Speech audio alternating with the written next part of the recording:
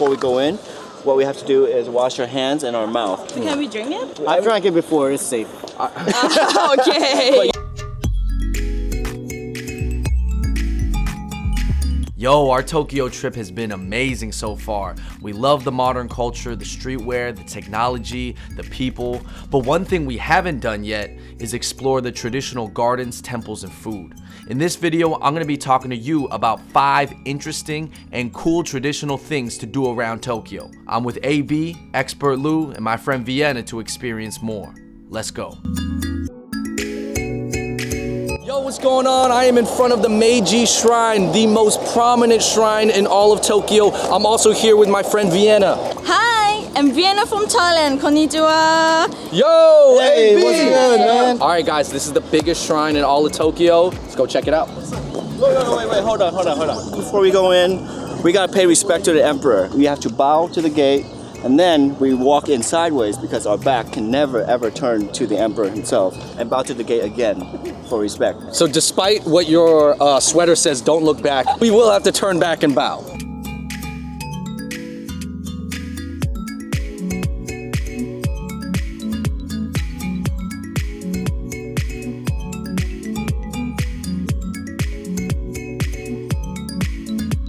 Alright, so one of the first things you'll see is the barrels of sake wrapped in straw. These are all donated by the Sake Brewers Association for generations, and it's just to show respect to the emperor and the Industrial Revolution that he brought during his reign. Wow, this is so cool. I love the artwork, and here is a lot of sake.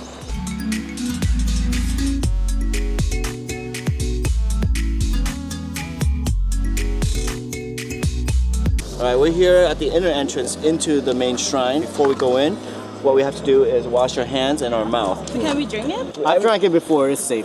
Okay. You do a little on the left hand, and then you switch hands, and then drink it, and then spit it out. Then you tilt it to clean the handle, and then you put it back.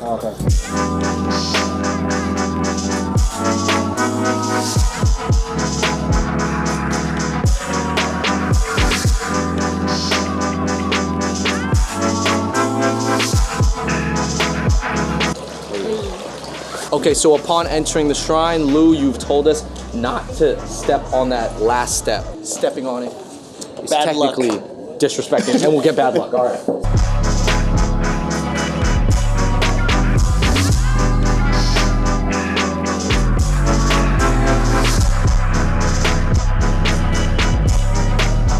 Now we're about to make an offering and make a prayer. You should use a 5 yen coin. Because in Japanese, it sounds like the word luck. You throw in the coin, you bow, and then you clap twice, make your prayer, and then bow again. Let's make an offering.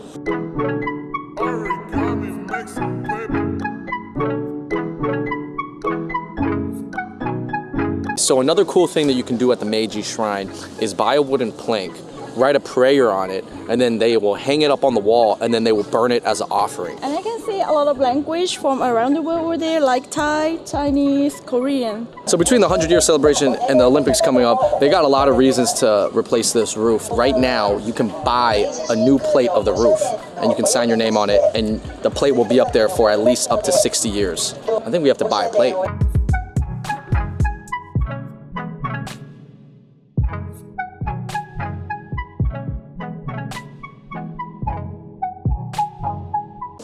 Yo, got the real copper plate. It's gonna be up on the roof somewhere. We're up there, man. Hamariku Gardens. This is the private garden for the emperor and the shogun. I feel like they were walking like this. They really look after all of the tree, and the grass is always perfectly cut.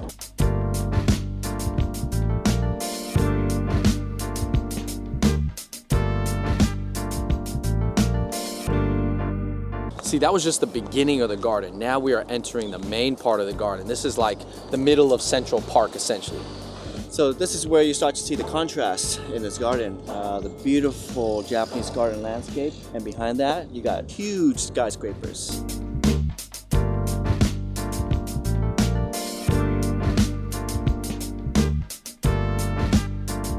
I'm gonna walk the rest of the park like an old man. Choking. She's a guy.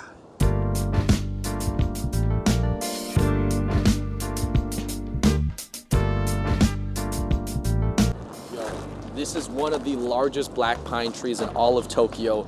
And guess how old it is?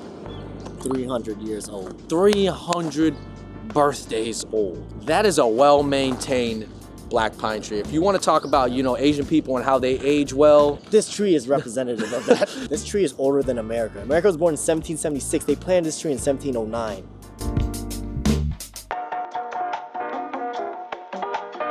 We are at a traditional tea house. This used to be a major house for the feudal lords to entertain guests and important figures. This is the original party house. We have some ceremonial matcha teas. First, you will eat the sweet. So it's made of bean paste and sugar. And it looks beautiful. I mean, the way they've cut it and carved it, and they That's even... the shape of a plum. You cut it in half. Okay. You finish the sweets and then you drink. Okay. To contrast sweet with bitterness. Turn the cup, you turn it 180 degrees. There is a front and the back to a bowl. When they make the tea and they serve it to you, it's always facing away from you. Right? Okay. So you have to turn it back towards you, Okay. and you drink. Palm on the bottom, right, and cup it on the side here. Okay. And bring it up. Take in the flavors. Yo, that was a really nice balance, because that sweet was very sweet, and now I got a little bit of light bitter green tea. You know that's really good green tea because how foamy it is on the top. The foam is actually very hard to do. It takes years of practice to perfect that creaminess on the top.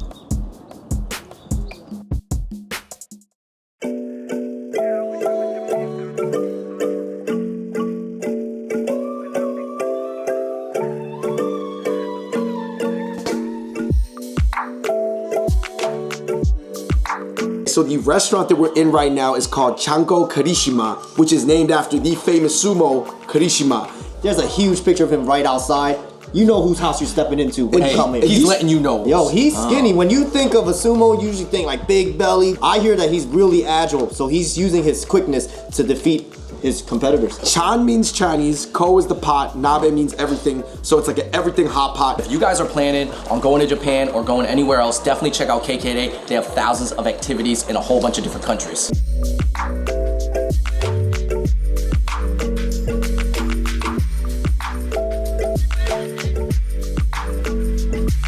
Oh, whoa. Yo. There's some noodles, bok choy, some mushrooms, tofu, scallion, some shrimp also, and fish. They definitely give you the works with this pot. Chakanabe is, there's no particular way to make it. There's no recipe. It's just whatever the cook wants to put in, he'll throw it in there. This chakanabe is chicken based with miso and soy sauce, and then the seafood adds elements of umami to it. We pretty much have a chicken ball mixture right here that you're gonna put into the hot pot. All right, so traditionally, they like to eat chicken before a tournament because chickens stand on 2 feet like a sumo. Did you guys notice that everything in this pot, from the mushrooms to the tofu to the chives, is gigantic? Yeah, these cuts are huge. Okay, he's finding a nice spot in the pot to put these fresh chicken balls in. This man is making chicken balls with a spoon. Hey. This piece of fish was really interesting. Oh yeah, that looks good. Is that red snapper? Let me get the bok choy in there on the side. Yeah, let me get this ball right here. Split that open. That's a fish ball. That's beautiful. There you go. I'm gonna get the better pieces right now because it's been sitting in there longer. It's gonna pack more flavor. Very wholesome taste. Yeah, Does it very taste wholesome. clean? Yeah, it does taste clean. I think just overall, it's just a very clean meal, which I really appreciate. And I think that is something that the Japanese are famous for, is eating clean. We gotta try the chicken balls to the sumo life. Sumo life. I love that chicken ball has flavor. It has some onions in it. I think it has some garlic. Ginger. Has some ginger. I will remember this sumo hot pot meal for the rest of my life. For sure. I mean, even walking through the building and seeing all the sumo memorabilia and kind of information and the sumo ring. There's a sumo ring out there. Yeah. I'm not gonna claim that I know very much about the sumo culture, but I know that it goes very deep into ritual. Yeah. And everything, like you said, AB, they live together, everything's regimented, and there's a strict tradition that dictates almost every portion of their life. This is actually the finale of the meal where they're gonna take the broth after you've eaten everything inside. They're gonna take the broth and turn it into kanji. Whoa! He poured that from the high up. The broth is really flavorful because we just cooked a whole bunch of different ingredients in that broth, so it's like a stew. It's like a stew kanji. All right, everybody, that's it for eating the sumo meal.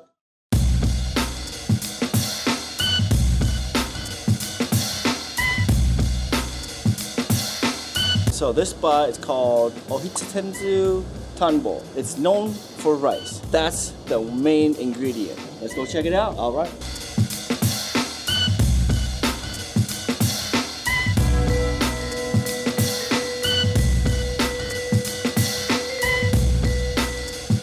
The texture of the rice is different. It looks soft and sticky, but it's not. It's actually just fluffy and soft. I have the salmon roll with rice already on it. Go ahead and put a little bit of everything. So this is a miso, wasabi, rice crackers, the mountain yam. So it's like a very slimy potato. So in here's brown rice tea. Really adds like a nice earthy note to it. You can eat this pretty much every day and not feel like too unhealthy. Like you'll feel pretty good about yourself. Very, very light and healthy meal.